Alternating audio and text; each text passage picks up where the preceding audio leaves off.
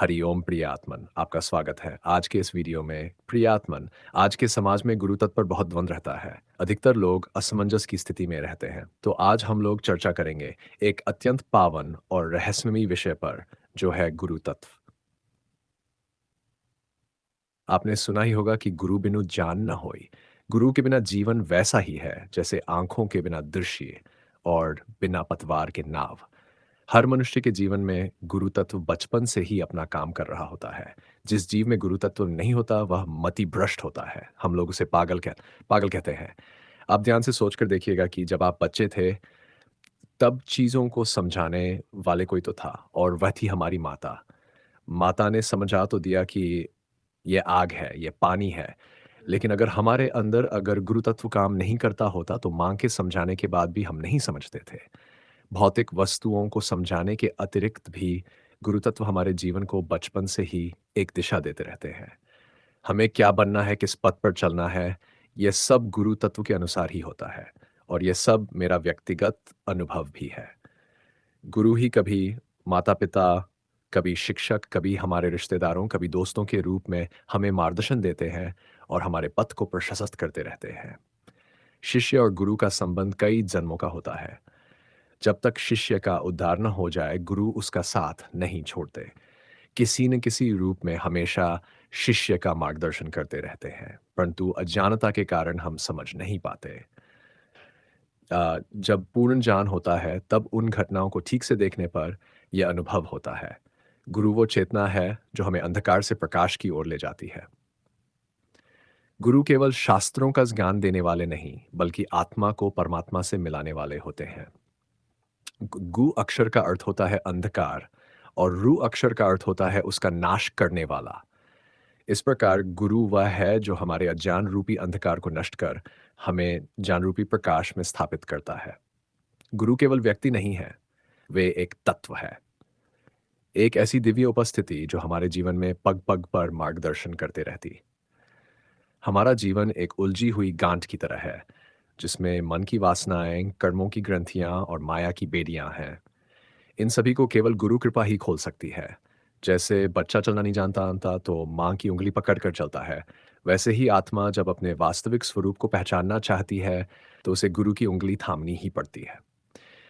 शास्त्र कहते हैं कि शिष्य वही होता है जो ज्ञान को पहचान कर गुरु के चरणों में समर्पण करता है और गुरु वही है जो शिष्य को उसकी आत्मा का परिचय करवा दे।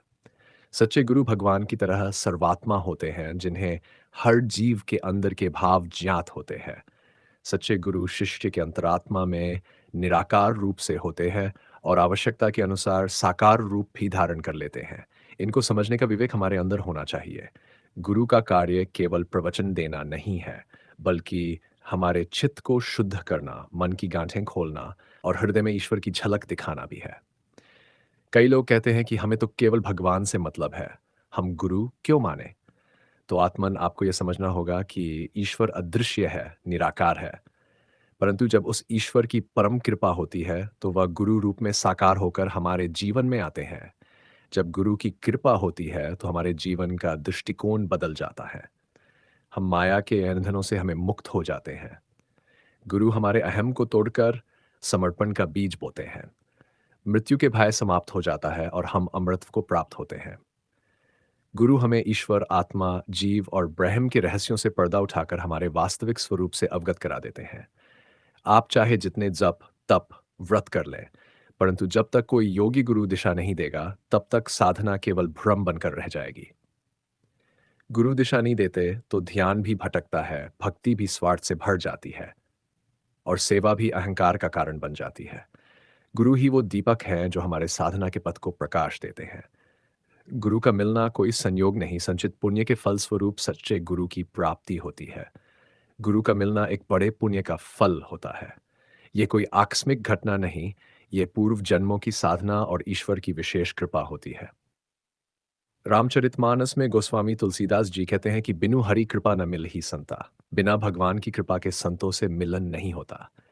इसलिए जब कोई सच्चा गुरु जीवन में आए, तो उसके चरणों में पूर्ण समर्पण करके अपना उद्धार कर लेना चाहिए, क्योंकि गुरु ही आपके जन्मों जन्मों के अंधकार को समाप्त कर सकते हैं। विनम्रता से अहंकार को छोड़कर गुरु में पूर्ण समर्पण करना चाहिए। श्रद्धा से, बिना तर्क और शंका के गुरु के वचनों पर पूर्ण विश्वास रखना चाहिए। गुरु चाहे पास हों या दूर, उनके वचनों का विवेकपूर्वक पालन करना ही सच्ची गुरु भक्ति है। तन, मन और धन से गुरु के बताए मार्ग पर चलकर संसार की सेवा करना सच्ची गुरु भक्ति है। जब हम खुद को पूर्ण रूप से समर्पित कर देते हैं तो गुरु कृपा का अमृत बरसता है। गुरु और शिष्य का संबंध दुनियावी नहीं, आध्यात्मिक होता है। यह संबंध शरीर से नहीं, आत्मा से जुड़ा होता है।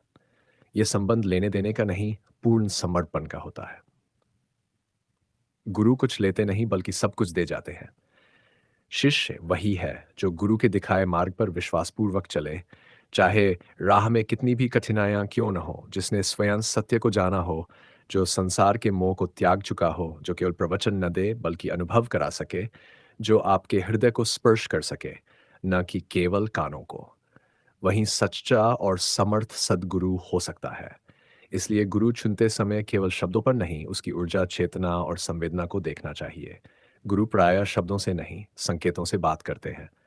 कभी मात्र एक दृष्टि डालकर, कभी मौन रहकर, तो कभी एक स्पर्श से ही गुरु आपकी सारी उलझनों को सुलझा सकते हैं।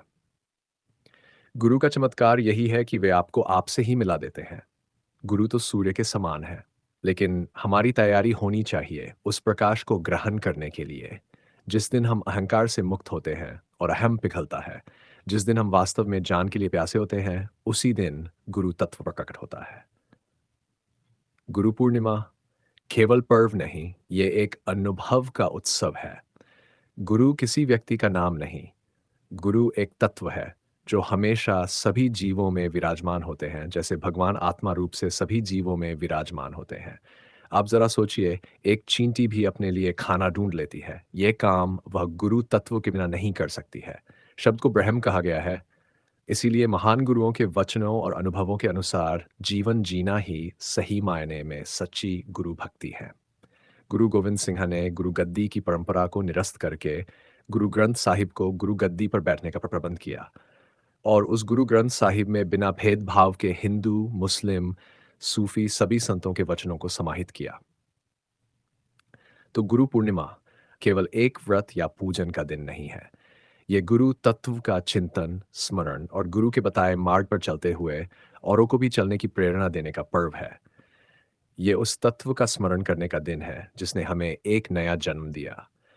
ये दिन हर शिष्य को स्मरण कराता है कि उसका जीवन केवल गुरु की कृपा से ही अर्थपूर्ण है। तो प्रियात्मन, गुरु कोई मनुष्य नहीं बल्कि ईश्वर की ही अभिव्यक्ति है।